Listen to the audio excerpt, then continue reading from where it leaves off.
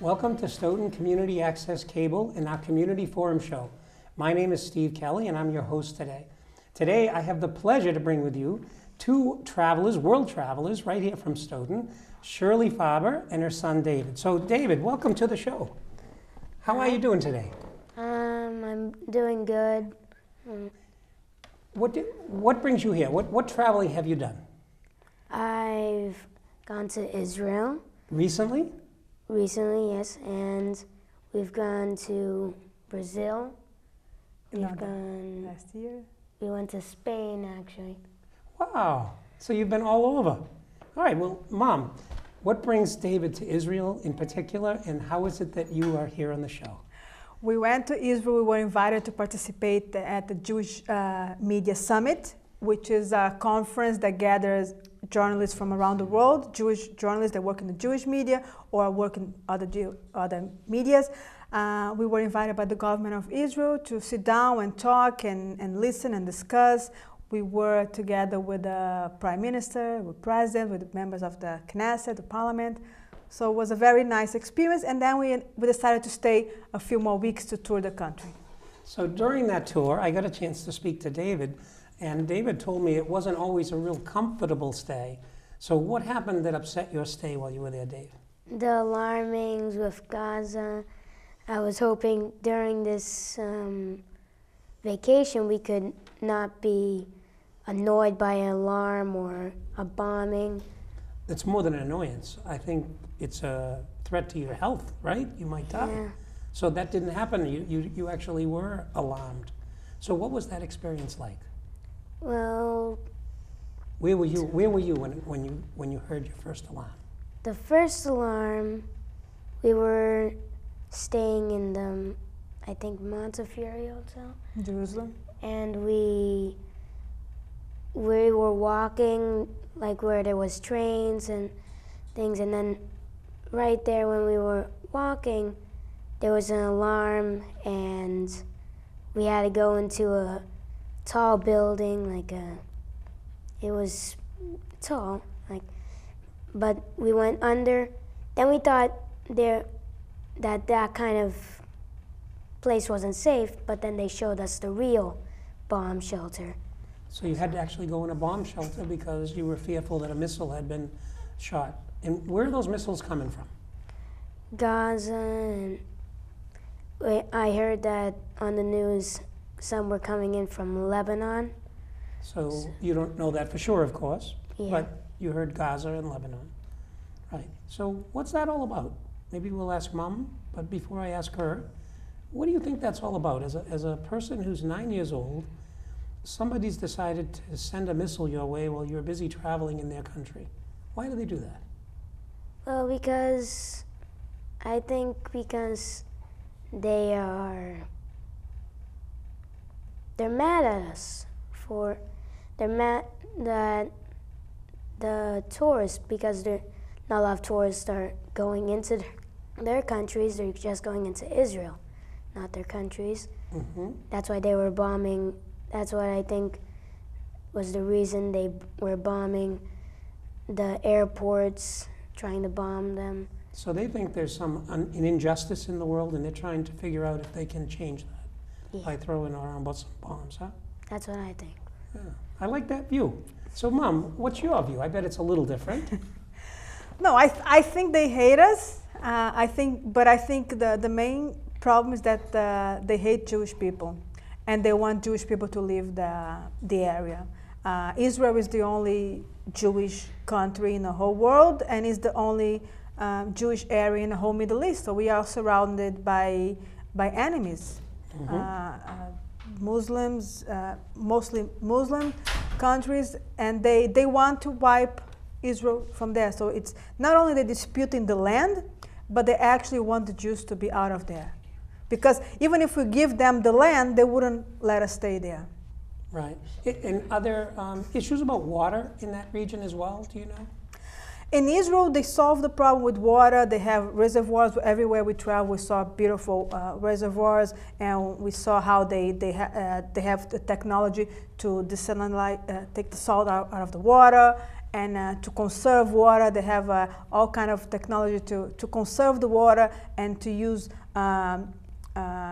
to reuse the water for, let's say, for irrigation.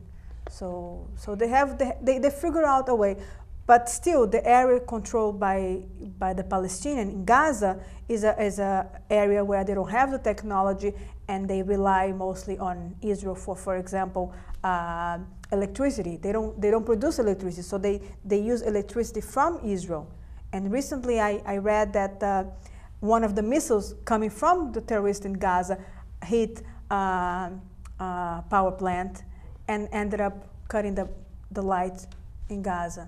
So they are just shooting Israel, but Israel is providing them with electricity, with water, with gas also. So most of the gas comes from Israel into Gaza, and of course a lot of the humanitarian aid come from Gaza, from Israel to Gaza, because Gaza does not have an airport. Could I stretch you just a little bit to suggest that I'm sure someone from Gaza doesn't feel the way you feel. Mm-hmm. What would, if you could state how they felt? How would you say? I think they feel powerless. They feel that they are in a controlled area where everything that comes to their country is controlled by somebody else, either by United Nations or by Israel. And I think they feel jealous. But I think they feel jealous that they don't have what Israel has in terms of technology, in terms of culture, mm-hmm. in terms of being open to the world. But what they don't understand is that their leadership is not letting them grow as it should. Israel left the area. We had, I don't know, I read about like 100,000 Israelis living in the Gaza area, and they had to be removed so we can give back their land to the Palestinians. But that small piece of land in Gaza is the main problem. It's too many people living in a place where there's no infrastructure, and there are some rich people and some poor people, and most of the money that is funded to the Palestinians, to Gaza, it's used for other means that is not investing in job creation, industries, or health. Mm-hmm.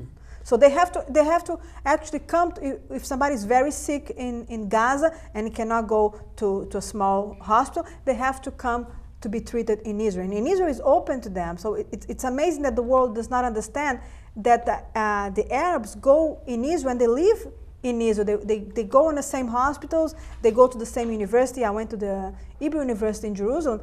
A lot of people that I saw were women wearing the Muslim traditional clothing. So people think it's everything separated. We don't live together. No, we live together, and we try to live in peace.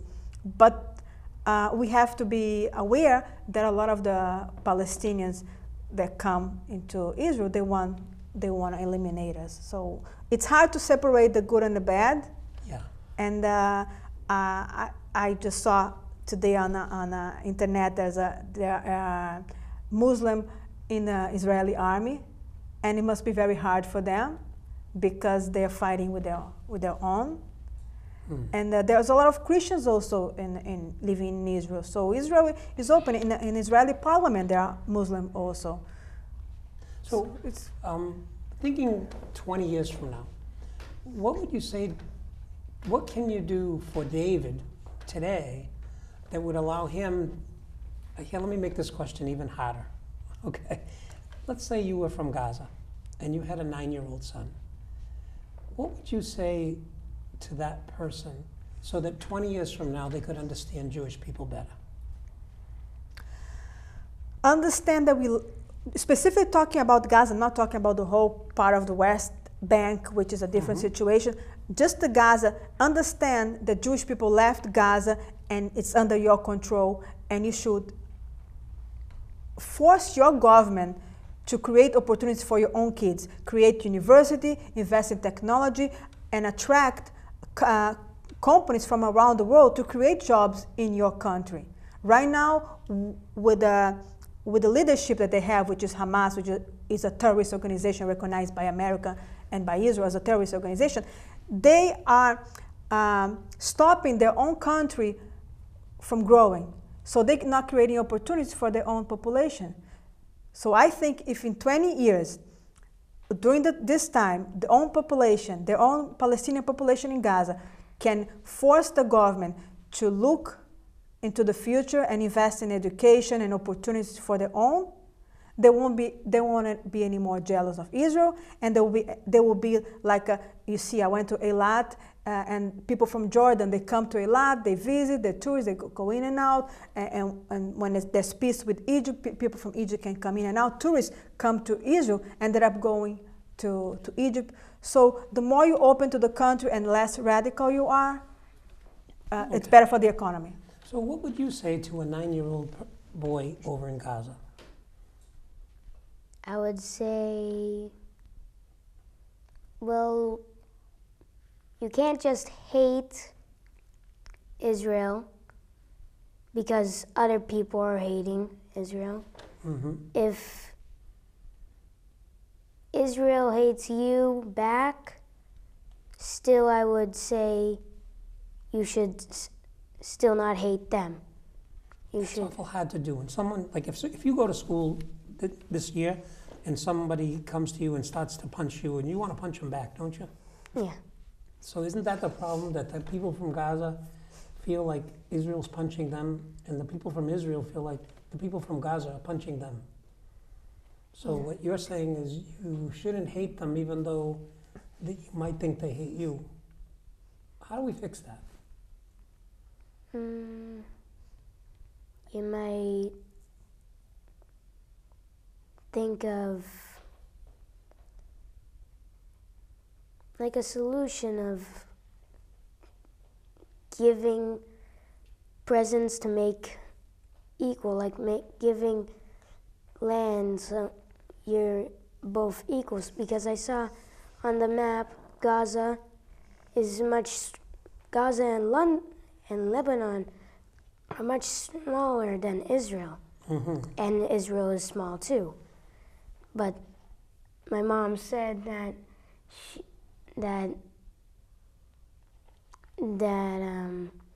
Israel, that Gaza, people from Gaza are thinking that Israel wanted to steal all their land that Gaza used to have.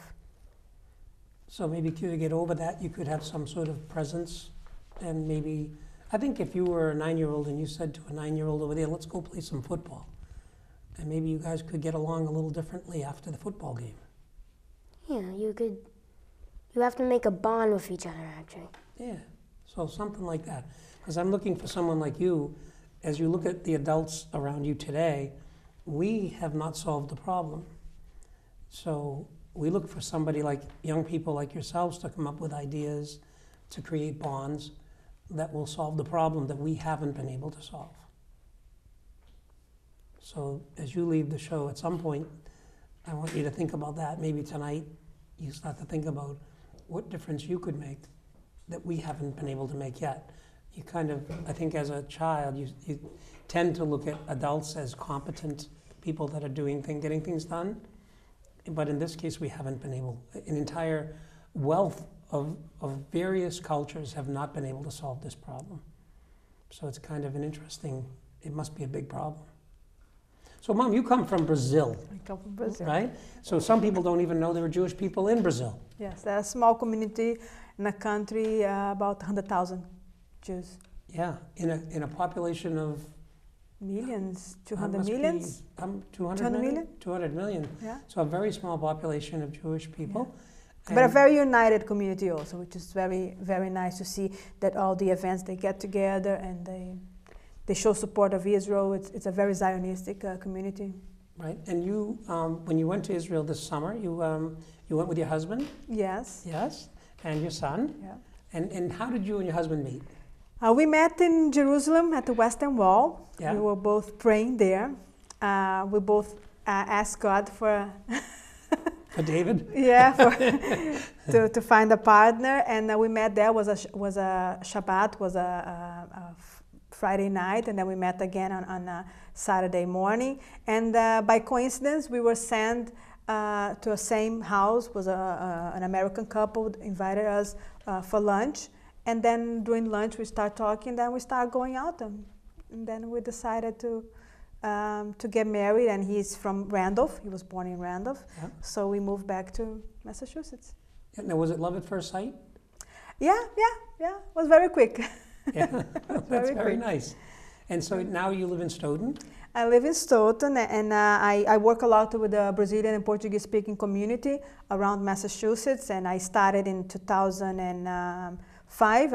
I started the Bate-Papo TV show here in this Stoughton station, Yeah. and the show grew year after year, spreading to 30 cities and towns in Massachusetts, and now it's in 500 cities in New England, 5 different states, through Comcast On Demand. So people are able to tune in and watch the show in Portuguese, mainly in Portuguese. Sometimes we have guests that speak English, but it's mainly Bate-Papo TV show in Portuguese that people can see in 5 different states.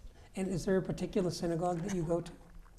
I live in Nosebrook, so I have the synagogue with the Shiloh House, the Chabad synagogue. Yeah. I also like the Chabad one in Canton. And sometimes for the holiday, my tradition is Sephardi. My parents are from Lebanon, so I like the prayers in the Brookline Sephardi synagogue. It's very nice. So I go in a few different places where I like. But the thing we like to pray a lot in Israel. We went to the Kotel, and tell him about the tunnel that you went. It's a new excavation that they discover, a tunnel that was from the time of the King David. And then the tunnel leads the city of David, which is an archaeological site. It leads from underneath. Wasn't underneath at that time, but now there was a new city built on top. He went under the tunnel that leads to the Kotel. With the Jewish media. Yeah, he went. Was it dark under there? Yeah, it was a little bit dark. They had lights, but it was dark.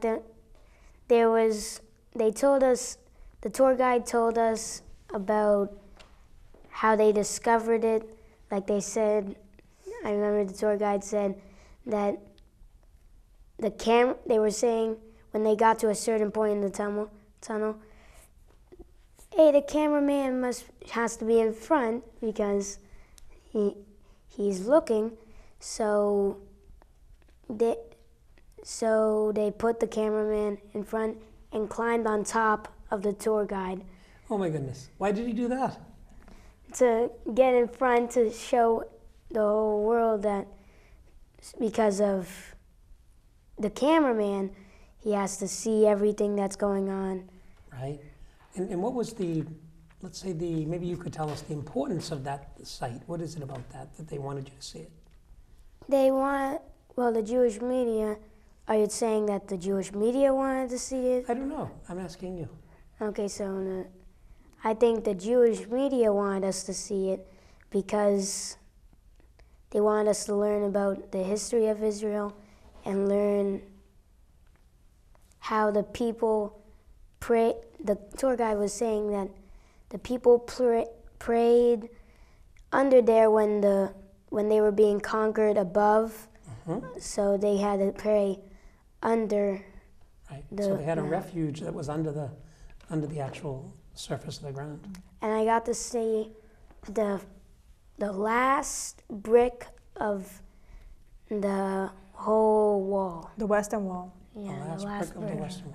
The thing interesting with the Western Wall is that we are able to see how the bricks are different from different times of constructions, from the King Solomon when he built, and then from Herodes how he built the second temple. So it's like we can see different sides of the bricks. So when he went from underneath, from a city that was destroyed, he was able to see the bottom part of the Western Wall with the different kinds of bricks. So as civilization and technology improved, you see different bricks. So it's something interesting. So let me change the subject a little bit. Did you go swimming while you were on tour? While we were on the tour with the Jewish media, no. But after, when we started to come in, we did do some swimming. Yeah? What was the funnest part of the whole tour? What was the thing you had the most fun doing? Going to the Dead Sea. Going where? The Dead Sea. The Dead Sea. What was it about the Dead Sea? Was it dead? It was salty, so yes, everything was dead. It was salty. How salty was it? when you get in, your skin, your feet skin will feel like it's burning off. No way. So it actually burns. But only at the beginning of it, because there's salt. You can see the salt, basically. It's like solid, this thick. And I saw there was like holes in the salt. You could break it and then see there's more under. So that proves how salty it is. But once you get more in, it gets less. Did you taste any of it in your mouth and go like that? Yeah, it was. It was bad. And did it make it easier to float? Yes, we took a photo of him reading the Shalom magazine and floating and then reading like this. It's so cute. So you could float very easily because of all the salt, huh? Yeah. Yeah. Yeah. Now, what grade are you in? I'm in 4th. 4th grade. But I'm going to be going into 5th. You're going to go into the 5th grade, unless they keep you back because you travel too much? No? So are you looking forward to that? What do you think you're going to be when you grow up? You're a designer. A designer? Yeah, maybe. What kind of designer? Well, like a hotel or building designer. Like, Oh, so construction design, architectural work, civil engineering, something like that. You know what those things are? civil engineering. Engineering. So you make these. What does your dad do?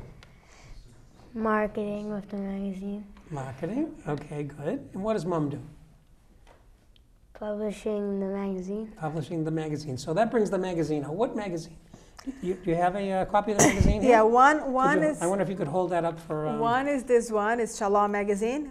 It's in English. It's for the Jewish community around Massachusetts, and it's available in all the temples and also available in supermarkets like Shaw's and restaurants. They're kosher. So it's all over Massachusetts, and mainly on the supermarkets like Shaw's and Roche Brothers.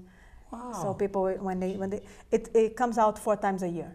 And it's a Jewish magazine. And it's a Jewish magazine. It's all about the Jewish community, local, and also about Israel. And you do some writing? Yeah, I write, and also David's helping with the design of the magazine. Yeah, show the trainee part. He's we put his name here under here. I'm the editor, and so he's helping with the design Where's of the trainee? magazine. Your name is right here. As a trainee. Okay. I also published the Bate Papo magazine, which is a magazine in Portuguese. Yes. For the Portuguese-speaking population, mainly from Cape Verde, Brazil, and Portugal. And that goes along with a TV show. So a lot of the people that come on the TV show for interviews, I write their interview on Bate Papo magazine. And that one comes more often, almost every month. And it circulates all over Massachusetts, also in places where Brazilian stores and things like this. So it's a remarkable family. Yeah. And so what do you do to help mom with the magazine? Designing. Designing. So you're good at the computer?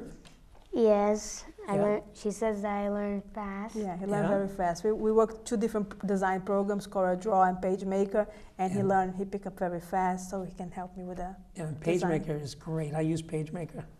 So you know how to use that a little bit, Yeah. right? And I've been learning in school about Microsoft Word. My favorite thing is spell check, because then I don't have to know how to spell every word.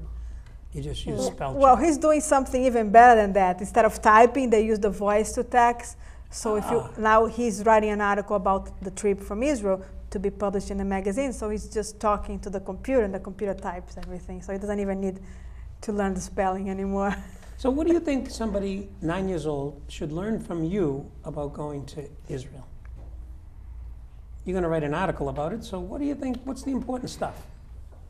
Well, the important stuff I would say for a 9-year-old, right? Sure. Like if you're writing to your fellow age group, like should it be something like we need to do better? We need to lead these adults in a better way? What do you want to say to the 9-year-olds? Well, I'm going to connect this to something I said in the Jewish Media Conference to help the adults focus on the poor people on the streets of Israel, which I made a question. Yeah, we saw a lot of poor people in the streets of Israel, and the Jewish people around the world are not used to see Jewish people in poverty, because we usually help a lot each other around the world. But in Israel as a country, it's very hard to help everybody. So he was very shocked by seeing people with a kippah and begging for money in the street. And so when he had an opportunity to ask politicians from the Israeli government, he asked what they are doing to help the poor people in the country. And he wasn't really happy with the answer, because they say, well, we are investing in education and job creation, but still the people are laying there. And we were very shocked. So he wants to show that in his writing, to show that the Jewish people around the world, we like to portray ourselves as a cultural and rich, and the world sees us as rich people and very cultural and very giving. Also, we invest a lot in charity. But a lot of the Jewish people have a lot of money, and they don't see that in Israel, besides the problems with the war, there is also a problem with the economy. The cost of living there is very expensive, and also there's a lot of problems with jobs. Right. So a lot of people. So jobs wouldn't be the whole answer, perhaps. What other things? What do you think they should do other than what they told you? If you were dissatisfied with the answer, what did you think the answer should have been? I think they should have said about, they should be, instead of investing in the war, try to invest in peace with the war, and then, well, first invest in the poor people. So there's a difference in priorities. What you're suggesting is less into the war machine and more into the people. More into the people, yeah. Well, I think that you have a leadership view that might benefit some of the people that are trying to run all of these countries, including our own. That maybe less into the war, maybe more into how can we help the people. Yeah. So that's a very good view. That's a lesson for American also. Instead of investing in peace in other countries, going to war in other countries, sending military to other countries, just invest in the people here that need help.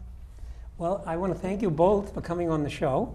Right? Thank you. So David and Shirley Farber, you had a wonderful trip to Israel, and you're bringing that home to people.